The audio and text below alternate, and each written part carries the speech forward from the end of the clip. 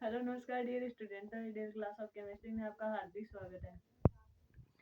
मैं आपको BSc final year के टॉपिक पढ़ा रही हूँ। BSc final year organic chemistry की मैं आपको टॉपिक इसी चैनल द्वारा प्रोवाइड करवाती हूँ। और बीएससी के फॉर्म ओपन हो चुके हैं, बीएससी सेकेंड ईयर और फाइनल ईयर के। और बीएससी फर्स्ट ईयर है, उसके प्रैक्टिकली की एग्जाम डेट भी आ गई है। एग्जाम डेट है 12 फरवरी। यह आप ध्यान रखना है। जो आपके भाई बहन और भी हो तो उसको बता देना, 12 फरवरी से प्रैक्टिकल स्टार्ट है, जो फर्स्ट सेमेस्टर की एग्जाम हुई थी उसके अनुसार। तो आज हम हमारे टॉपिक पे पढ़ते हैं। बीएससी के टॉपिक में आपको पढ़ा रही हूँ रेगुलर कंटिन्यू, और एमएससी के टॉपिक आपको इसी चैनल द्वारा पढ़ने को मिलते हैं। और अगर आपको ऐसी वीडियो चाहिए तो प्लीज सब्सक्राइब। तो अब हम देख लेते हैं हमारी वीडियो। जैसे पायरोल है, मैंने आपके पायरोल का टॉपिक स्टार्ट कर रखा था। पायरोल के रासायनिक अभिक्रियाएं। रासायनिक अभिक्रिया मैंने आपको अम्लीयता क्षारीयता दो प्रकार की बता दी थी। अम्लीयता क्या होता है, क्षारीयता क्या होता है, वो मैंने पीछे की वीडियो में डिस्कस कर दिया था। और वैसे भी अम्लीयता क्षारीयता की रिजोनेटिव स्ट्रक्चर के बारे में मैंने आपको बता दिया था। आज हम पढ़ेंगे इलेक्ट्रॉन स्नेह प्रतिस्थापन अभिक्रिया और नाभिक स्नेह प्रतिस्थापन अभिक्रिया। ये होती क्या है मैं आपको बता देती हूँ। सबसे पहले हम इलेक्ट्रॉन स्नेह प्रतिस्थापन अभिक्रिया पढ़ेंगे। जैसे हम क्लोरीनीकरण, ब्रोमीनीकरण, आयोडीनीकरण, सल्फोनीकरण, एसिटिलीकरण, गाटरमान रिएक्शन, ये सब हम पढ़ने वाले हैं। लेकिन इससे पहले मैं आपको एक बता देना चाहती हूँ। आपको ये डाउट रहता है कि जैसे हम आप कहोगे कि क्लोरीनीकरण हम खुद भी करवा सकते हैं, आप अपने आप भी करवा सकते हो। लेकिन आपको कई स्टूडेंट को यह नहीं पता होता कि जुड़ने वाला क्लोरीन है वो किस पोजीशन पे जुड़ेगा। तो मैं आज वो सब डाउट इस वीडियो के द्वारा क्लियर करने वाली हूँ। सबसे पहले हम आएंगे हमारे टॉपिक पे।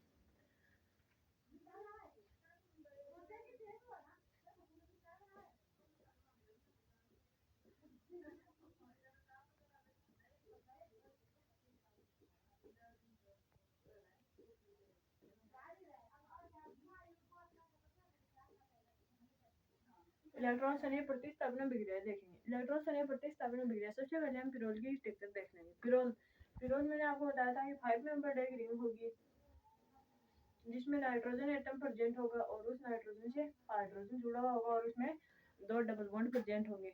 वो होता है पिरोल। सबसे पहले मैंने आपको पिरोल बता दिया, पिरोल होता ही है। जिसके बाद इस पे क्लोरीन, ब्रोमीन, आयोडीन, इन सब के जुड़ने की पोजीशन क्या होगी वो मैं आपको सब बता देती हूँ। ये इसकी 1 नंबर पोजीशन है, 2, 3, 4 और 5 मेंबर रिंग है। वो एक पिरोल के रूप में मैंने आपको बताया। 1 नंबर पे कोई एटम नहीं जुड़ सकता क्योंकि यहाँ नाइट्रोजन एटम प्रेजेंट है। कोई भी अगर रिंग, कार्बन की एक रिंग में अगर हेटेरो एटम प्रेजेंट हो उसे ही हम पायरोल बोलते हैं। नाइट्रोजन मैंने आपको हेटेरो एटम बताया हुआ है। और अब बात है 2, 3, 4, 5। इन सब में हम क्या करेंगे, इन सब में हम करेंगे, मान लो कि सबसे पहले हमें क्लोरीन जोड़ना है। अगर क्लोरीन जोड़ना है तो वो किस पोजीशन पे जुड़ेगा, या तो वो 2 नंबर पोजीशन पे जुड़ेगा या वो 5 नंबर पोजीशन पे जुड़ेगा। आप बोलोगे क्यों? 2 और 5 नंबर पोजीशन पे जुड़ने वाला कंपाउंड मोर स्टेबल कंपाउंड होगा। 2 और 5 पोजीशन पे जुड़ने वाला कंपाउंड मोर स्टेबल कंपाउंड होगा। अब ये क्लोरीन यहाँ पे जुड़ गया, लेकिन मान लो कि अगर यहाँ पर पहले से कोई ब्रोमीन एटम जुड़ा हुआ है यहाँ पर भी, तो आप बोलोगे अब हम क्लोरीन कहाँ जोड़ेंगे। अगर इन दोनों पोजीशन पर पहले से कोई एटम प्रेजेंट हो तो बाद की हमारी जो चॉइस है वो है 3 और 4 नंबर एटम। 3 और 4 नंबर एटम, 3 एरा और 4 एरा, जिसके बाद ये क्लोरीन का एक एटम 3 पे और एक एटम 4 पे, ऐसे हम जोड़ देंगे। अब हम इसकी रेगुलरली कंटिन्यू जैसे एक एक करके रिएक्शन में आप सभी को सब रिएक्शन बताने वाले हूँ।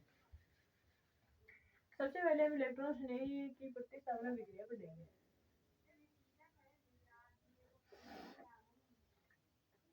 उसमें पहली है क्लोरीनीकरण।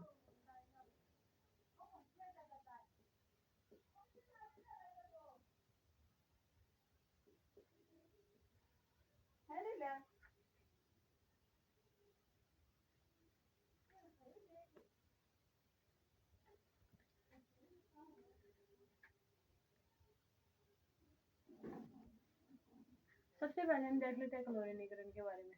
क्लोरीनीकरण आपको नाम से लग रहा होगा। क्लोरीनीकरण, क्लोरीनीकरण का मतलब क्लोरीन एटम का ऐड होना। क्लोरीन एटम का ऐड है, सबसे पहले वही पायरोल की स्ट्रक्चर बना लेते हैं। आयरॉल की स्ट्रक्चर बनाएंगे।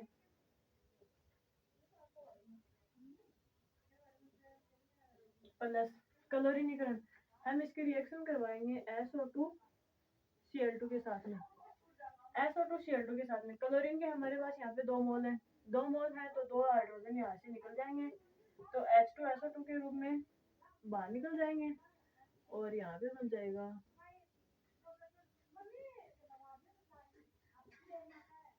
यहाँ पे क्लोरीन एटम ऐड हो गया और यहाँ पे क्लोरीन एटम ऐड हो गया। मैंने आपको बता दिया था कि 2 और 5 नंबर पे हमारे एटम ऐड होंगे। अगर यहाँ पे पहले से एटम प्रेजेंट होंगे तो 3 और 4 नंबर पोजीशन पे हमारे एटम आएंगे। हमारे पास कोई एटम प्रेजेंट था नहीं, इसलिए हमने 2 और 5 पे ऐड करवा दिया। दूसरी है इलेक्ट्रॉन स्नेह प्रतिस्थापन बिगड़े EgMSO हार नहीं है। दूसरी है ब्रोमीनीकरण।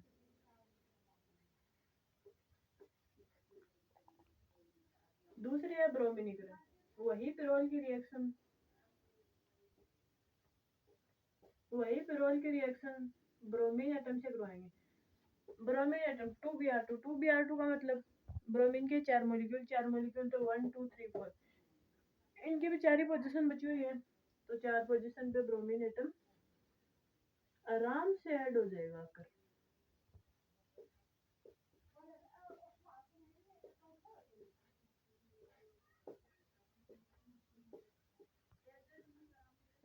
ये हो गया ब्रोमीन।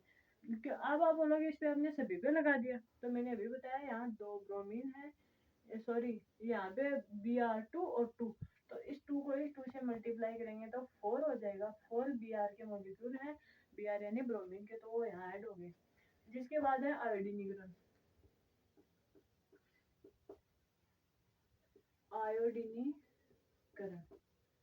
आयोडीनीकरण है तो वही पिरोल की स्ट्रक्चर बना लेंगे। यह है पिरोल की स्ट्रक्चर। इसकी रिएक्शन करवाएंगे 2 आयोडीन से। 2 आयोडीन का मतलब वही 4 मॉलिक्यूल हो गए, 4 आयोडीन के मॉलिक्यूल हो गए।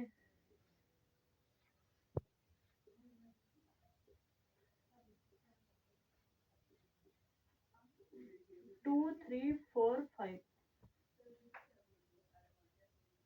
चारों फिर आयोडीन के एटम ऐड हो जाएंगे। ये 3 हो गई, क्लोरीनीकरण, ब्रोमीनीकरण, आयोडीनीकरण। अब हम पढ़ेंगे सल्फोनीकरण। सल्फोनीकरण में आपको यहाँ बता देती हूँ। सल्फोनीकरण का मतलब बेंजीन तो रिंग होगी, सॉरी बेंजीन का नाम आ गया, पिरोल की तो एक रिंग होगी। सल्फोनीकरण यानी सल्फर एटम प्रेजेंट होना चाहिए। SO3 H भी लिख सकते हो या आप ऐसे भी लिख सकते हो, SO3 पिरिडीन की प्रेजेंस में। तो इसमें एक ही एटम दे रखा है, अगर एक एटम ही हो तो 2 नंबर पोजीशन पे ऐड होगा। मैंने अभी आपको बताया अगर एक हो तो 2 पे, अगर 2 हो तो 5 पे भी आ जाएगा, और 3 और 4 हो तो चारों पे आ जाएंगे। अगर 4 एटम प्रेजेंट हो तो चारों पे आ जाएंगे। अब हम मैंने आपको 4 पढ़ा दी, 5वीं है एसिटिलीकरण से।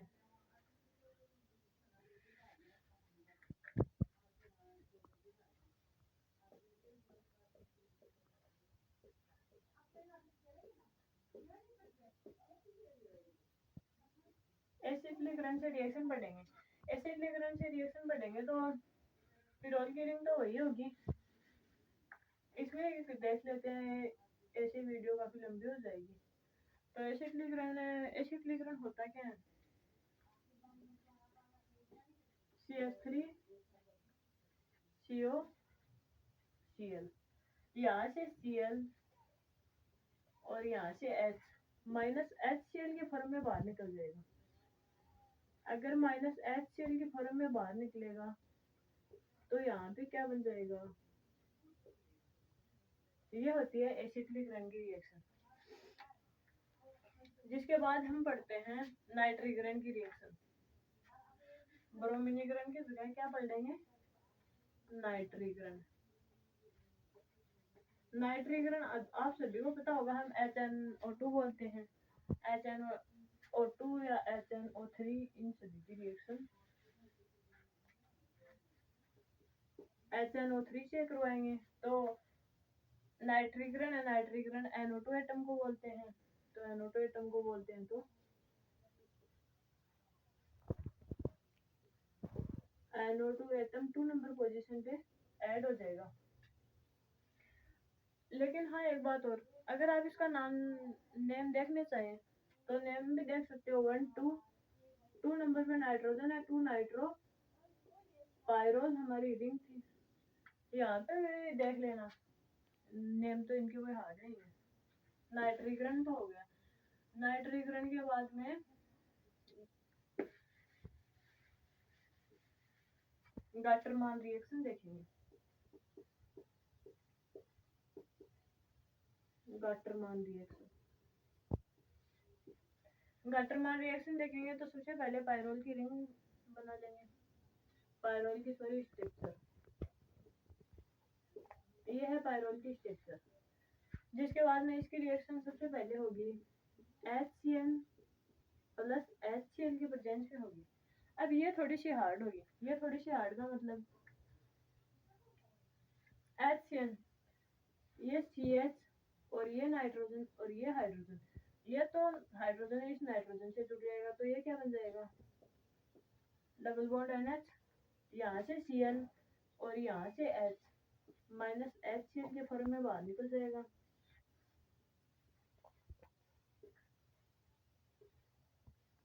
तो यहाँ से हाइड्रोजन निकला, वैलेंसी खाली यहाँ हुई तो ये जुड़ जाएगा, जुड़ गया।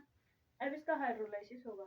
हाइड्रोलाइसिस यहाँ डबल बॉन्ड है, हाइड्रोलाइसिस होगा ऑक्सीजन हाइड्रोजन NH पहले से प्रेजेंट था, एक हाइड्रोजन, दो हाइड्रोजन और ऐड हो गए।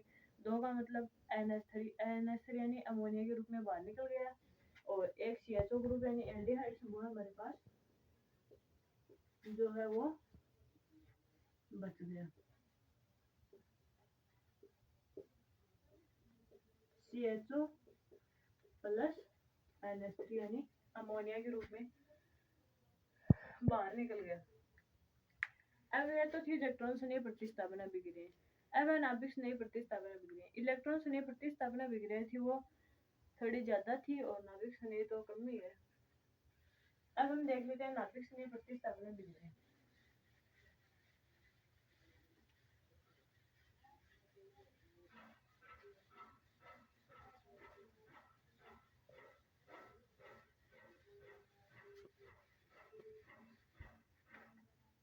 यह तो हमने पढ़ ली। अब हम सेकंड देखेंगे नाभिक से नई प्रतिस्थापना बिगड़ी। नाभिक से नई प्रतिस्थापना बिगड़ी। नाभिक से नई में सबसे फर्स्ट है गरिन्यार रिएजेंट। हमारी यूनिट का फर्स्ट टॉपिक भी क्या था, गरिन्यार रिएजेंट। मैंने आपको फर्स्ट टॉपिक में बताया था गरिन्यार रिएजेंट क्या होता है, RMgX। एक्स यानी कोई भी हेलोजन ग्रुप प्रेजेंट होगा, हेलोजन यानी Cl Br I minus fluorine ये सब, और R यानी कोई भी एल्किन ग्रुप, एल्किन का मतलब CH3 C2H5 ये सब एल्किन ग्रुप में आ जाते हैं। अब हम इसकी रिएक्शन देखेंगे। इसमें भी वही फिरोल के, इसको थोड़ा यहाँ से बना लेते हैं, थोड़ी बड़ी रिएक्शन।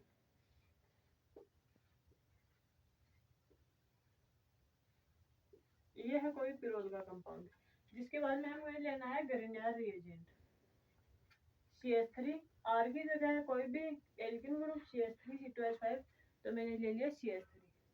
Mg मैग्नीशियम की जगह मैग्नीशियम X कोई भी हेलोजन ग्रुप Br ले लेती हूँ मैं। यहाँ से हाइड्रोजन, यहाँ से CH3 एक मेथिल ग्रुप के रूप में बाहर निकल जाएंगे, मेथिल ग्रुप के रूप में बाहर निकल जाएंगे। तो यहाँ पे क्या जुड़ जाएगा, MgBr जुड़ जाएगा, यहाँ से माइनस CH4। अब हमने इस CO2 के साथ में रिएक्शन करवाएंगे तो CO2 MgBr से पहले आके अटैक करेगा, तो ये बन जाएगा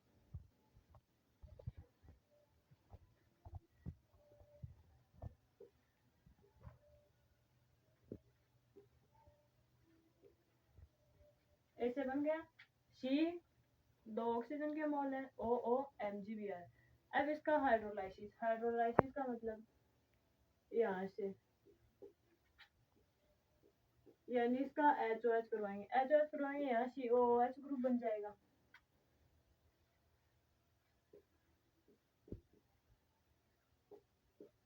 यहाँ तो ये बन गया COH ग्रुप, बाहर क्या निकल गया MgBrOH। ये थी गरिनारी एजेंट के साथ में रिएक्शन। सेकंड है सोडामाइड के साथ रिएक्शन।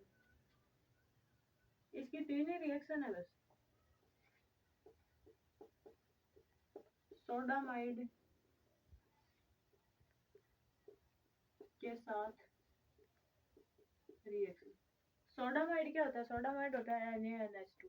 सोडामाइड का फॉर्मूला होता है NaNH2। सबसे पहले वही पिरोल के एक डेरिवेटिव, इसकी रिएक्शन होगी NaNH2 के साथ में। लेकिन अब आप होगी इसकी रिएक्शन कैसे होगी? इसकी रिएक्शन होगी सोडियम का मॉलिक्यूल है ना, सोडियम का मॉलिक्यूल तो इस नाइट्रोजन पे टेक लेगा, ये हाइड्रोजन यहाँ से बाहर निकलेगा, बाहर निकलेगा तो NH3 यानी अमोनिया का मॉलिक्यूल बाहर निकल जाएगा।